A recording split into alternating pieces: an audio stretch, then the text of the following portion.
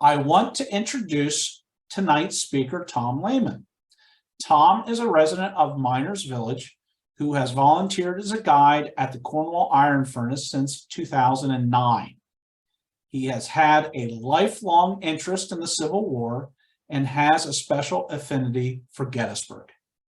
Tom has been active in learning and teaching about the Civil War for almost 50 years.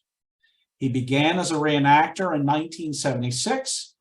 He has led Gettysburg Battlefield tours for both students and adults and has been the program chairman for the Hershey Civil War Roundtable for the past 8 years. Please welcome tonight's speaker, Mr. Tom Lehman. Thank you very much, Mike. Good evening, and thank you for joining us. I want to thank the Cornwall Iron Furnace Associates for allowing me to come and present this program to you. My name is Tom Lehman, and I'm going to talk a little bit. We're going to go on a journey back in time.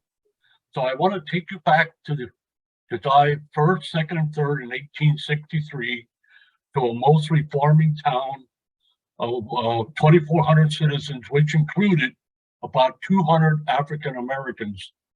The town is called Gettysburg, Pennsylvania.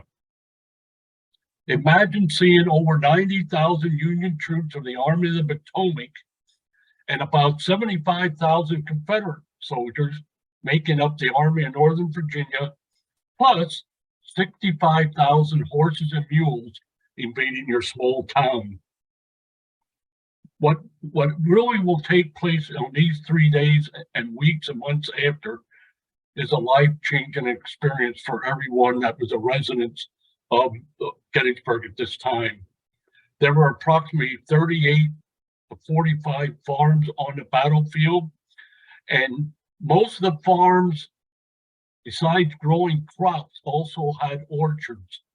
And the most popular fruit at that time was peaches and apples. So with that, the title of my program is called The Fields of Glory, Hear Their Stories. Before I start on the Thompson Farm, you'll take notice on every photograph that you will be looking at, you'll see the acreage of how big the farms were. The acreage also would tell you how wealthy the families that occupied these farms were at that time.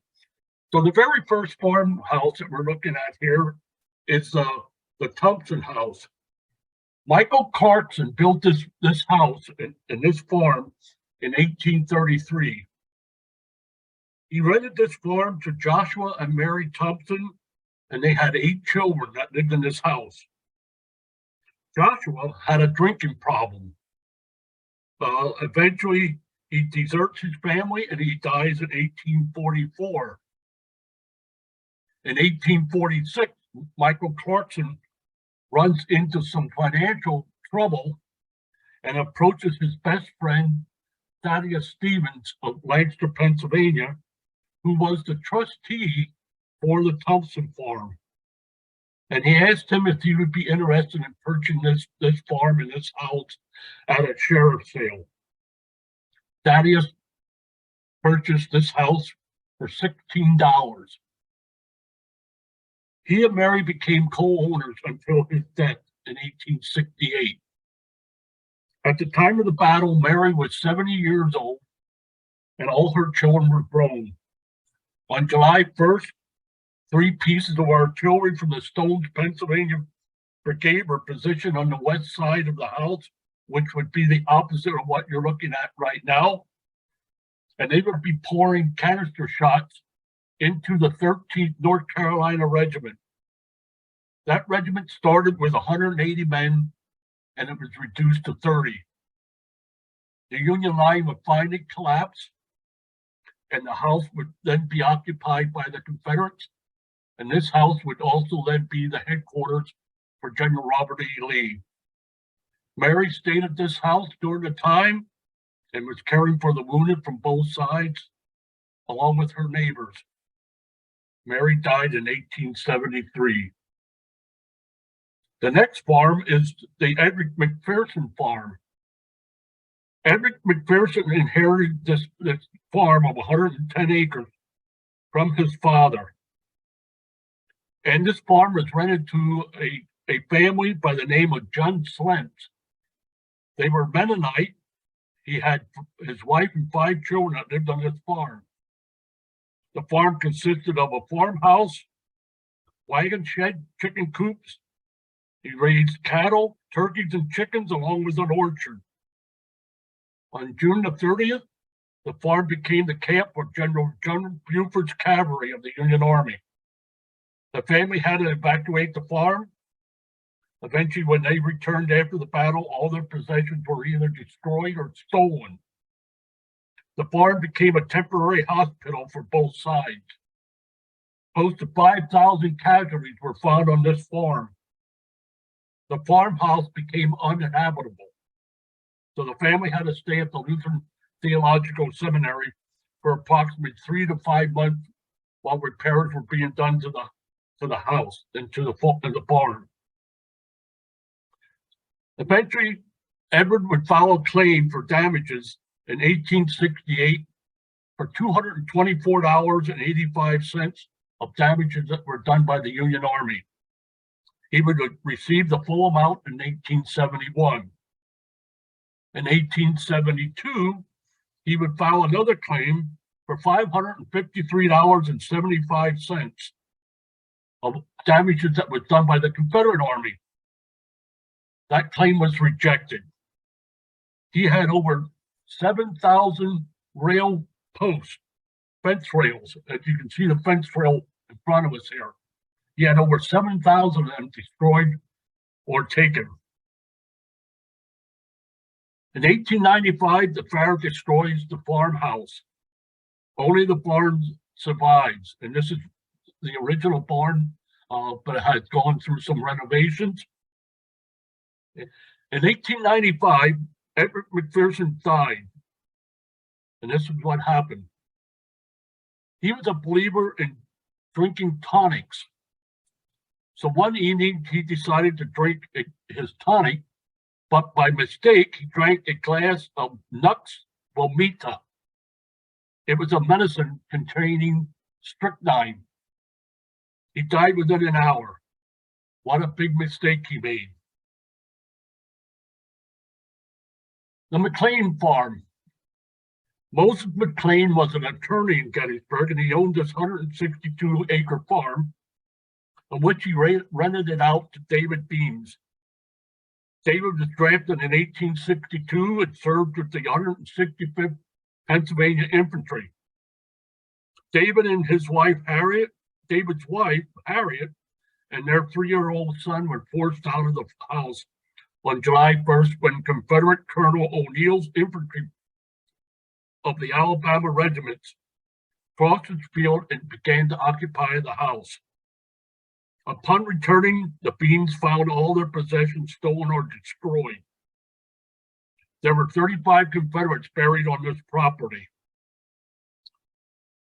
David filed a claim for $1,138.45. The claim was rejected.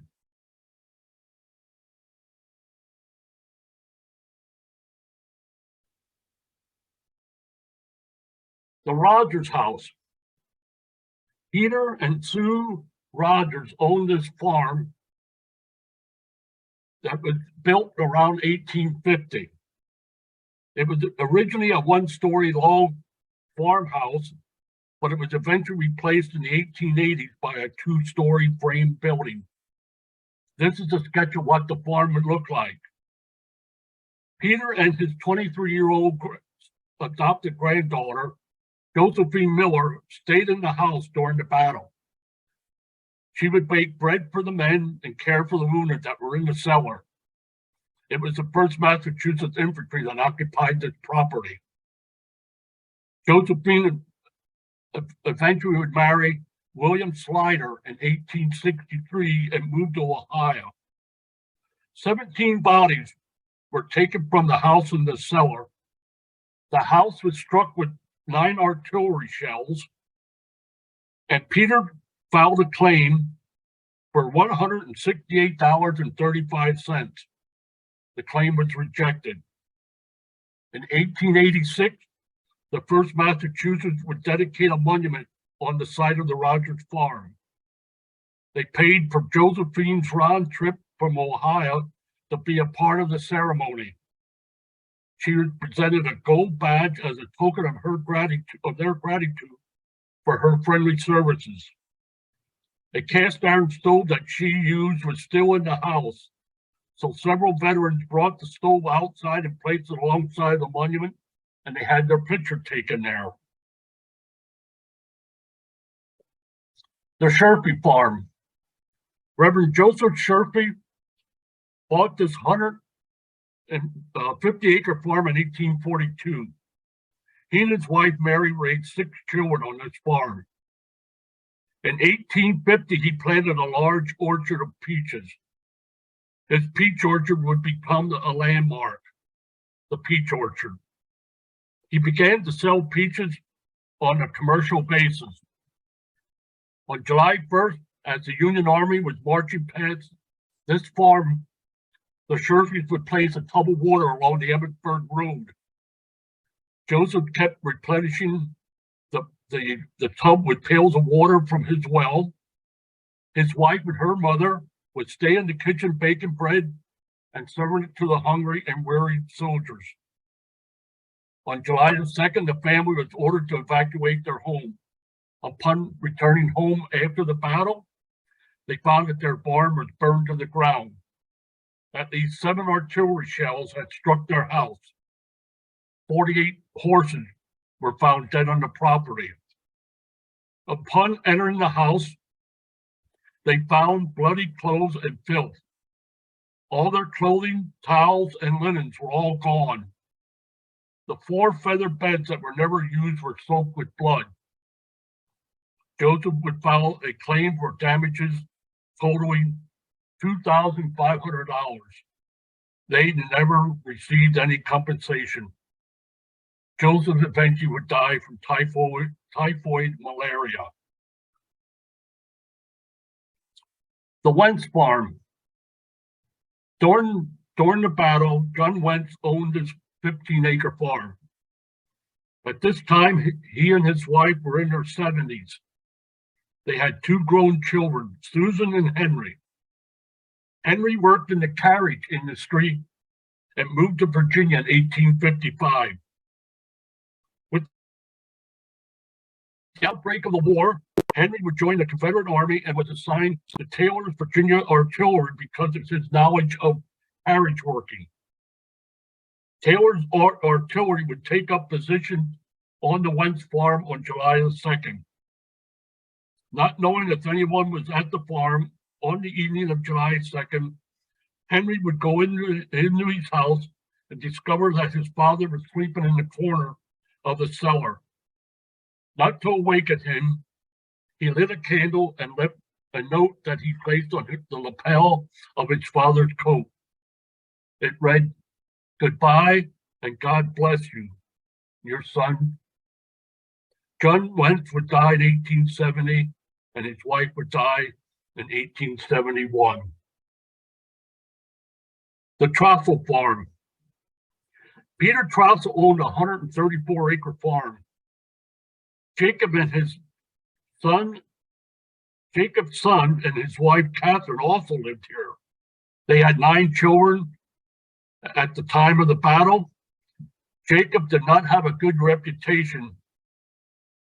He was eventually incarcerated into a lunatic asylum due to his tendency of always enjoying to get into a periodic fistfights. On July 2nd, Union General Sickles' 3rd Corps was driven back from the Emmitsburg Road to this property. The 9th Massachusetts Artillery were ordered to halt the advance of the Confederate infantry on this property. The battery was cut to pieces and overrun before a counterattack was formed. Daniel Sickles was mounted on a horse right next to the barn when an artillery shell exploded and a piece of shrapnel struck him in the right leg. He was taken off the field, and on July the 4th, his right leg was amputated. Several days after the battle, a journalist would visit this farm, and this was the report that he gave. Every foot of ground was covered with men, numbering about 70. There were also a lot of clothing, cartridge boxes, canteens, guns, bayonets, and cannonballs laying all over the farm. Over 100 dead horses were found on this property. Upon returning to their farm, the Trouts would find their home ransacked and most of their possessions destroyed. Peter filed a claim for $2,500 in damages. Daniel Sickles would then go on to become one of the organizers that founded the Gettysburg National Military Park in 1899. Eventually, the heirs of the Trouts family would sell the farm to the Gettysburg National Military Park for $4,500. The Rose Farm. George Rose owned this 230-acre farm. At the time of the battle, George's son, John, lived on the farm with his family, along with another tenant, Francis Ogden, and his family. A total of 17 people were living in this farmhouse. A section of this farm included the Rosewoods. Today it's known as the wheat field.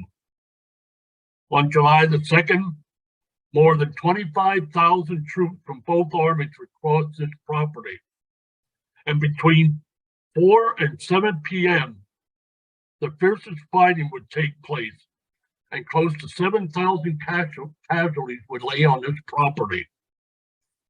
Close to 1,000 bodies were buried around the house.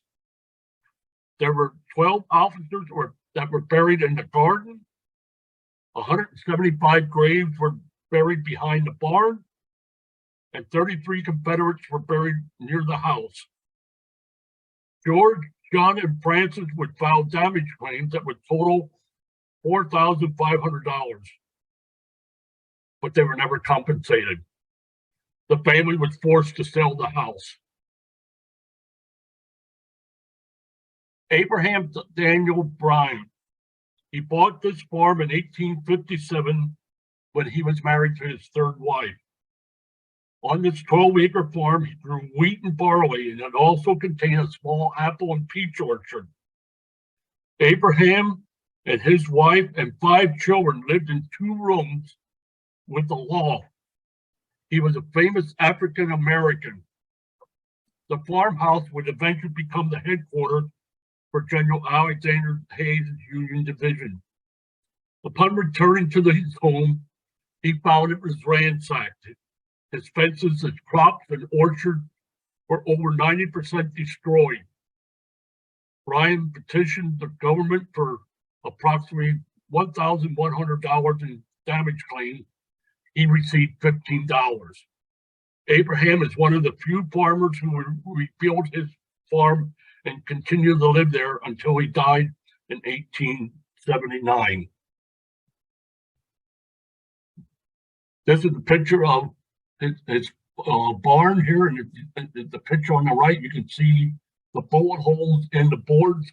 There were over 150 bullet holes that were found in that particular barn during that battle.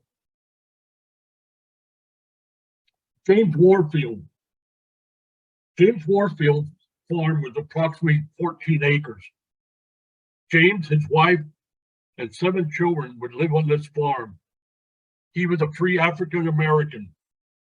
He was one of the top 3 blacksmiths in the county during that time.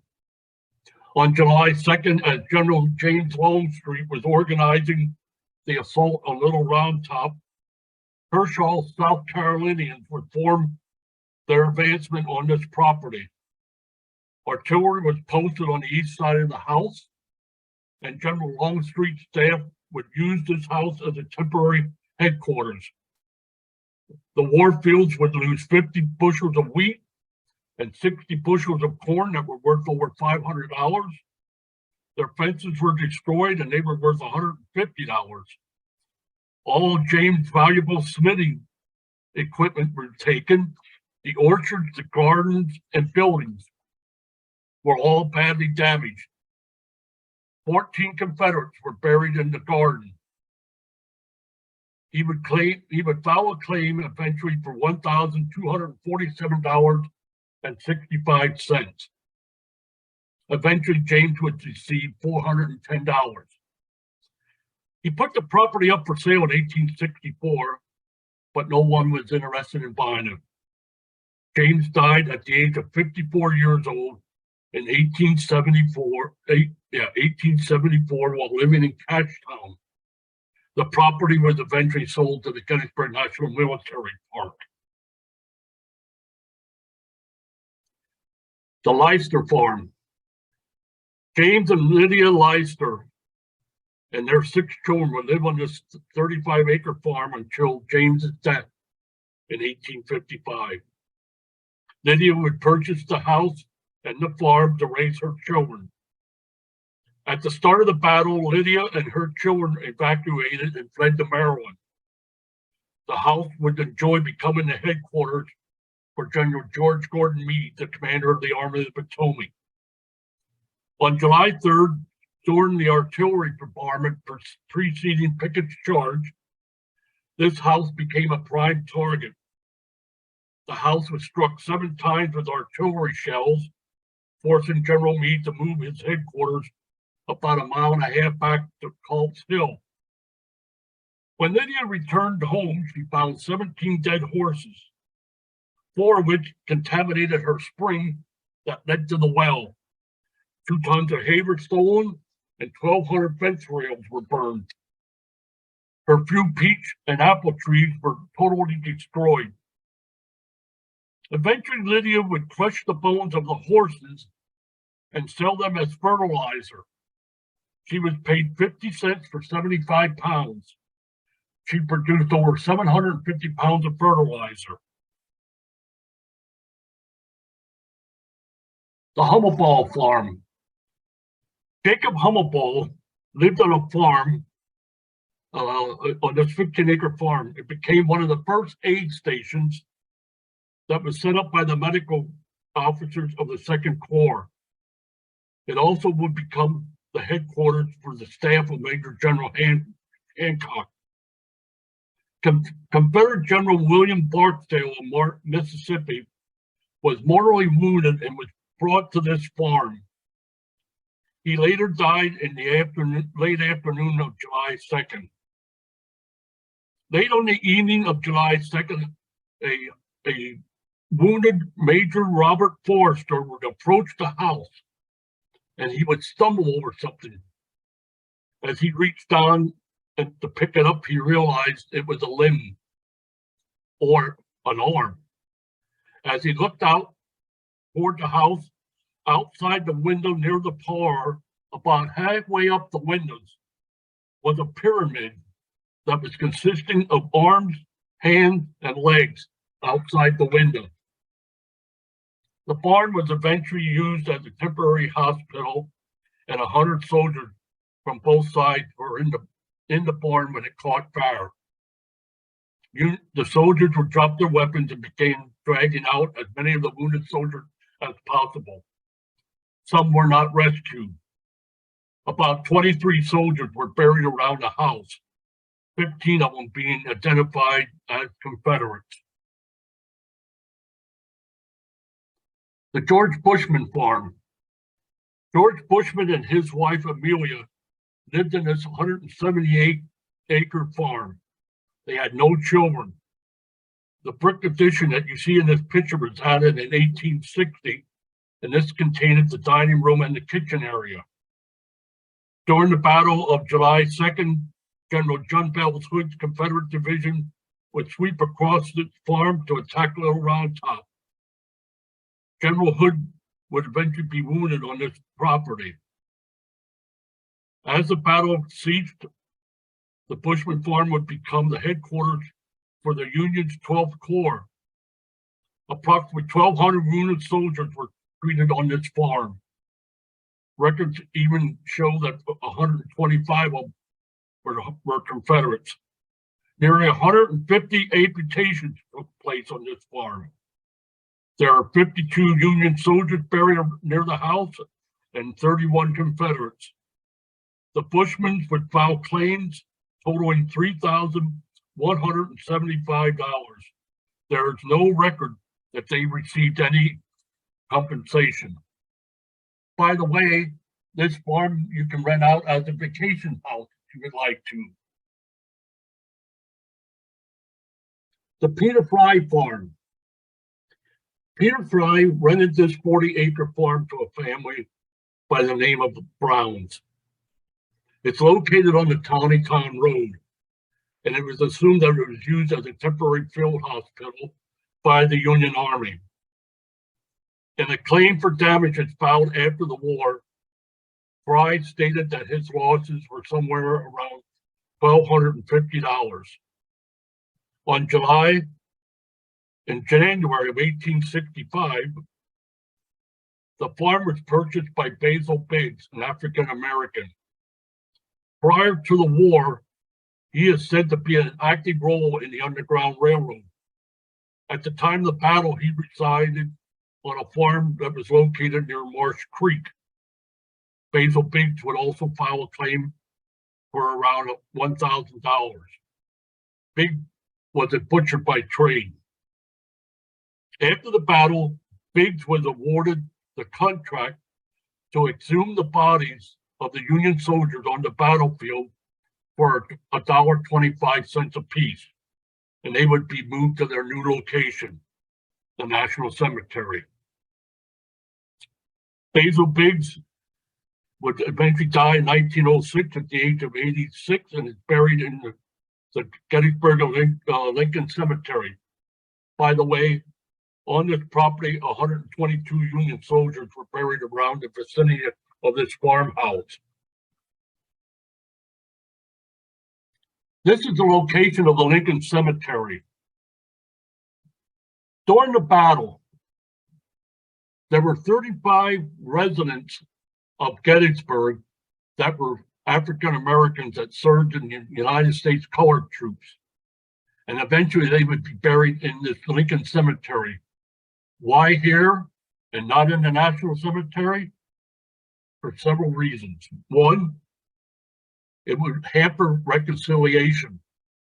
Two, sharing memories. Three, reverence. And four, and not least, they were still not equal to whites.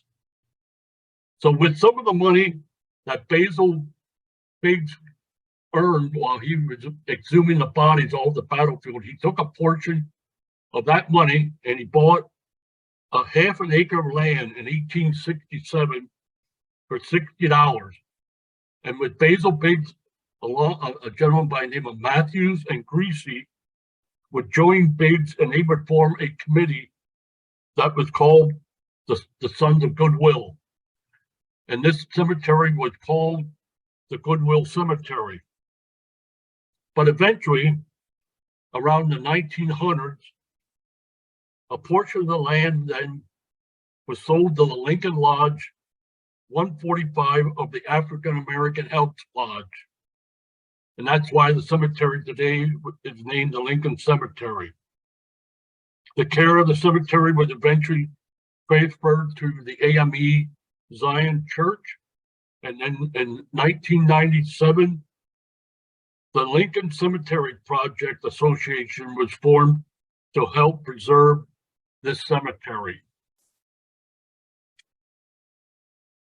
Oh, in closing, I would like to take a moment and talk about, you had saw where some of the farmers had filed claims.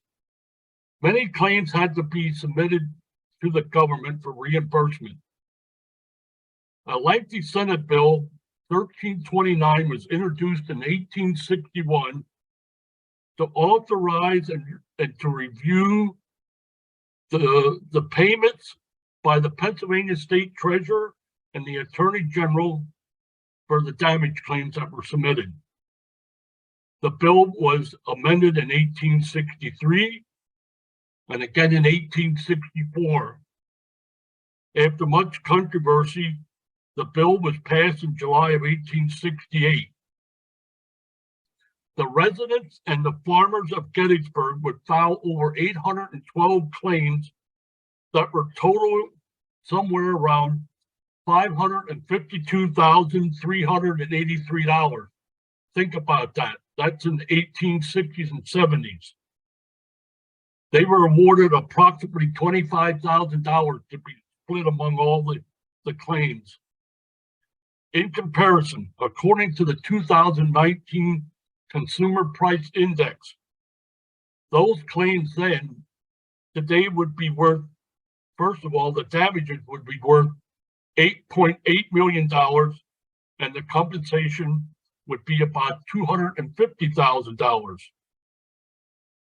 The destruction on these farms it was caused by the acts of war. Claims were first to be filed by their own state, and then eventually by the federal government. Thus, the necessity was to determine who destroyed the property, the Union or the Confederate soldiers, to qualify for reimbursement. One of the families that lived here was William and Annadale Bliss, and that farm was located right in the midst of Pickett's Charge. The barn actually changed hands 12 times during July 2nd and July 3rd. And eventually on July 3rd, the Union officer, Alexander Hayes, would order the house to be burned and the barn so that the Confederates could not use the farm for sharpshooters. During the daytime, the Confederates would occupy the farm, and at nighttime, the Union would. Eventually, in 1868, the Blitz would file a claim for over $3,000 for property damages to the farm and so forth. In 1872, they were awarded the total claim. However, both individuals died before they could actually accept and get the money for the damages. So all that money went back to the government. So with that, we have the time to take questions. And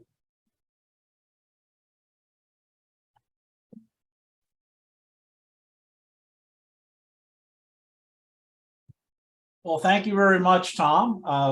Really great story. I know you and I went and actually toured a number of these farms out in Gettysburg back in May, and it was really just a real different and interesting way of looking at the battle. I mean, most of the times when this has been presented before, you were talking about regiments and tactics and all the other things that usually come in a military campaign, but to actually look at this from the standpoint that, had this happened somewhere else, I mean, theoretically, if you look around at farms that would have been occupied in Lebanon in 1863, had things played out differently, perhaps the battle would have been here, and it would have been these local families that would have been dealing with the present of the battle and also the aftermath. I know one of the things, and this was a question that kind of came up, one of our participants, Rick Patton, had asked about, what was the point of putting these reimbursements in if the government wasn't going to pay? And I guess, you and I had talked about this, that the difference was, did the federal government actually do the bad deed? Did the cavalry take hay out of that person's barn for the federal horses? Was it the federal government that burned buildings? And those were claims that got met, but the rest of them were seen as acts of war. And under that, no reimbursement. I mean, is that correct? Is that your understanding of that, Tom? Exactly correct. Yes. Yep. The federal government didn't want, from my understanding, the federal government really didn't want to get involved in any of these payments or compensation. They left it up to the states themselves to decide who would get the money and how much and so forth. Okay. So we have a couple of other things here. So a question, Are the soldiers still buried on the farms? Let me say yes. with a question mark. In 1999, I believe that was the year, along the railroad cut, which was on where the first state battle would take place. They had a terrible rainstorm, and some of the earth on the hillside washed away. And when it did, they discovered bones of 4 soldiers that were still there from 1863, and the bones were exhumed, and they put a little marker down in the railroad cut where these were actually located. To let you know, to give you a sort of an outlook of this, the main concern after the battle was to remove the Union soldiers as quick as possible. The Confederates dead, which totaled close to 3,500, were left on that battlefield until 1872 or 1873, when a group of women in the South convinced the government to send people up here to try to locate the bodies of their loved ones and return them back safely. So, yes, there possibly are still bodies buried there, because they really don't know where a lot of these soldiers were buried. They were buried right on the ground, right on the battlefield. One thing I forgot to mention, on the Rose Farm, when they buried most of the soldiers back then, they were in shallow graves, not more than about a foot deep. So when you walked on these properties, you could actually feel the bodies under your feet as you were walking. And on the Rose Farm in particular, as they were surveying the property for bodies and so forth, they actually saw hands sticking out of the ground. There was a foot somewhere that was discovered, and out close to where the wheat field was located, there was actually a head sticking out of the ground. So that's the story. Right. So this was just to get bodies essentially out of the way. This wasn't a permanent burial like we think of today. And one other quick thing here. There were close to 7,000 dead horses on that battlefield. And those horses laid on that battlefield for almost 6 weeks before they were finally removed. I can't even imagine, and neither could the people that lived there, imagine what that smell would have been like back in the summer of 1863 there. All right, Tom, another question from Patricia, another part to her question. Is there a self-guided tour available to see the farms? Like, do you know of anyone that does tours specifically of that? I think you could get a guide if you would go like to the visitor center and ask specifically if somebody would be willing to take you to some of the farm sites or whatever. I think that is a possibility. And that's one of the certified battlefield guides that you're talking about, correct? Right. Yep. Right. But if she's interested, I would be willing to do that. Okay, so if you're ever looking for it, go ahead and reach out to me and I'll get you to Tom. Take a carpool and take you to the farms like we did on the bus trip, and I can take you to mostly all these farms that we looked at tonight, and even several other ones. Okay. So question from Sue Bowman here. How close did the battle get to what would become General Eisenhower's farm? To Harrisburg? No, the Eisenhower farm. How close did the battle get to General Eisenhower's farm? Yeah, the battle was actually on the property that would eventually become the Eisenhower farm. Yes, there was actually fighting being done on the property, but the Eisenhower farm at that time was not there. Okay, all right, Yeah. thank you there. And we got a piece here from Susan Herr. She says, there's a battlefield guide. Susan, I know I'm going to mispronounce this. It looks like Stramello specializes in tours of the farms. Oh, okay. So there's an answer for that. There you go. Okay. Looks like I have one more here, and this one might be pretty difficult to answer. I'm not sure if I've ever seen anything about this. So it says that war damages, of course, were not covered, by the federal government, but did any of the farmers have their own private insurance that they tried to file claims with? Well, first of all, they didn't have any kind of insurance. So a lot of these farms that did not get any compensation or got little compensation, there was no way that they could pick up the pieces and start over. So a lot of the farms had to be sold and so forth. I mean, they had no other choice. Yeah. Right. So I don't know if that answers the question or not, but yeah, and I know that there at some places there was insurance around at this time, but I know looking at a lot of documents, it seems like probably right after this period is when a lot of farmers really start to insure. And I'm sure here in Pennsylvania, an act like this might have been the impetus of some of that. Sure. So yes, and yeah, it's a horrible thing. I know I had relatives just right after this that I have insurance policies from, but they were insuring their farms against hail. They weren't insuring it against bullets, that's for sure. So, very, very different.